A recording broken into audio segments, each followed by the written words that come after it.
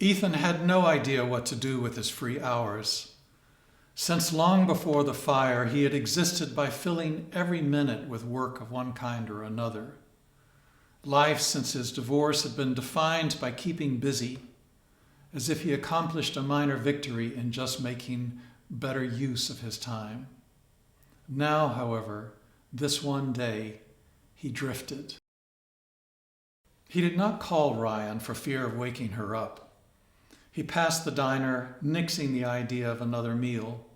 He started towards his house, but at the juncture turned left rather than right and walked into Old Town. When he reached the municipal buildings, he stopped. Now that he was here, he felt as though this had been his destination all along, for days now, perhaps even weeks, even without him knowing. The old fire station was a hive of activity.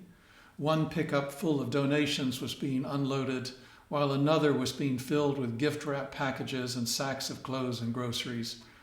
Half a dozen volunteers in red Christmas hats were busy sorting and folding and preparing goods for distribution.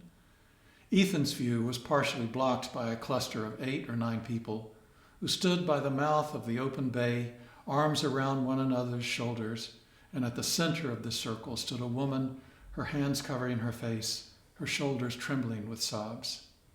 The station's concrete walls were crammed with piles of clothing, food, 6-packs of water, diapers, toys. Long trestle tables flanked both sides. Along the back wall, another group in Santa hats gift-wrapped toys and candy and new clothes.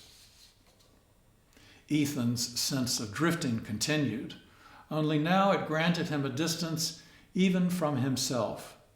He felt as though his life had contained 2 different identities, 2 lives. Ethan found it oddly fitting to be confronting this here, watching his fellow townspeople do what they could to help the fire-afflicted, but it took him a long moment to understand why. Since his divorce, he had lived such an insular life, particularly around Christmas, seeing his world in terms of loving a woman who was incapable of loving him back, and then the arid afterlife of recovery.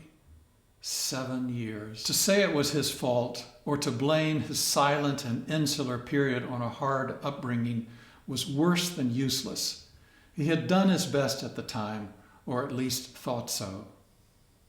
2 lives. The before was over. This much he knew was true, which left him facing a new and unexpected challenge. What was to come now? And to that, he had no answer. As he started away, Ethan realized what he was seeing. 4 hummingbird feeders dangled from the building's corners. Others adorned the town hall's front porch. Another trio hung from branches of neighboring fruit trees, and all of them were festooned with Christmas ribbons. Birds flitted in and out of view, tiny bolts of color and speed, hovering by the feeding tubes, drinking, flashing away. The sight took his breath away.